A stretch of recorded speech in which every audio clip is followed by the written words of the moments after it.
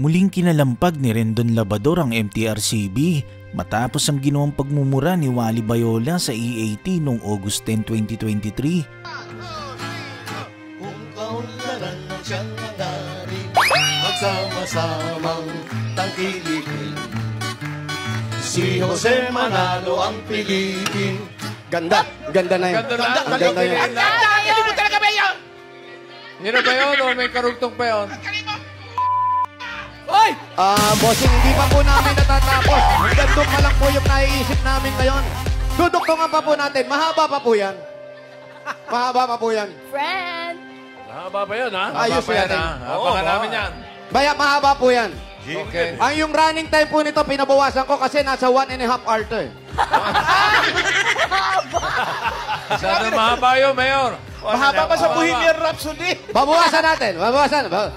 Babawasan na rin natin ulit. Lilitan na natin kasi mga 5 minutes. 5 minutes. Okay sa'yo, bossing. Abangan 2 minutes, abangan ganyan. natin. Pwede na, pang ano yung Abangan motorcade. niyo po. Pang motorcade. Oo.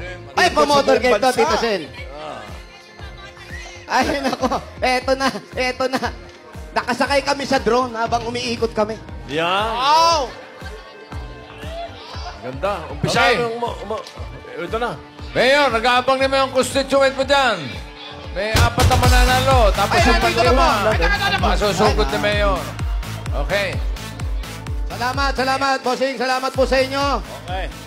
Bunot na! Bunot! Nagkakagana na mga pay! Oh, yan ka na naman. 1, 2, 7. 1, 2. Sa araw din na yun, sinabi niya sa kanyang post na patulog-tulog na naman ng MTRCB sa pansitan. Pasensya na sa buong ahensya ng MTRCB pero ang feedback ko sa inyo ay patanga-tanga kayong lahat. Ang kukupad at ang babagal ninyo. Kung hindi ninyo kaya magampanan ng mga trabaho ninyo, magsiresign na lang kayong lahat. Kinabukasan April 11, 2023, naglabas ng memo ang MTRCB para ipatawag ang production team ng TV5 Noontime Show na EAT kasunod ng ginawang pagmumura ni Wally Bayola sa Noontime Show. Sa pagsisimula ng Sugod Bahay Kapatid segment ng Noontime Show, kaagad na nagbigay ng payag si Jose Manalo kasabay ang paghingi ng tawad ni Wally Bayola. Dahil sa ginawang agarang aksyon ng MTRCB ay agad naman itong pinuri ni Rendon Labrador. Sabi niya sa kanyang post, "Good job MTRCB, pagpatuloy natin ang pagprotekta sa mga batang manunood. Maraming salamat MTRCB Chair Lala Soto.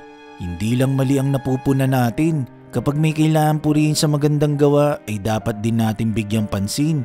#stay motivated." Pinuri rin ni Rendon ang paghingi ng tawad ni Wally Bayola at itong kanyang sinabi, "Gusto kong malaman mo Wally na nakuha mo ang respeto ko dahil sa ginawa mong public apology. Nagkamali ka at inamin mo ang nagawa mong pagkakamali. Wala naman taong perpekto. Ang mahalaga na itatama natin ang bawat pagkakamali. Madaming kilalang personalidad ang hindi kayang lumunok ng kanilang pride at kahit kabastusan ng nagawa ay pilit pa rin gagawing tama. Huwag nating tularan ng ganong klaseng tao. Mababa ang tingin ko sa kanila." Kung maaalala, una nang binatikos ni Rendon ang ginawang pagsupsup ng icing ng cake ni na Vice at Ayon sa harapan ng mga bata sa isang segment nito sa It's Showtime. Nakatakda ang pagharap ng EAT producers sa tanggapan ng MTRCB sa darating na Lunes, August 14, 2023.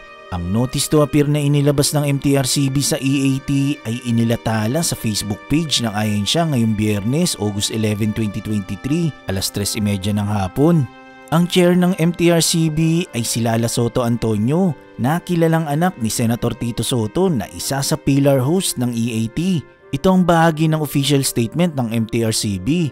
Nilabag ng naturang eksena ang Section 2B, Chapter 4 of the Implementing Rules and Regulations of Presidential Decree No. 1986 o PD No. 1986.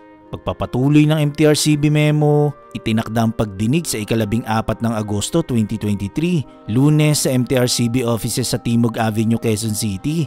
Ipinaalala ng MTRCB na anumang paglabag sa PD No. 1986 at sa mga patakaran at regulasyon nito na namamahala sa mga pelikula, mga programa sa telebisyon at kaugnay na promotional materials nito ay parurusahan ng suspension o kanselasyon ng mga permiso at o ng pagpataw ng multa at iba pang uri ng administratibong parusa. Samantala, nakapaloob sa Section 2B, Chapter 4 ang sumusunod. Language, very mild and mild swear words only. Use of a strong expletive in a sexual content and successive use of such expletives will not be allowed.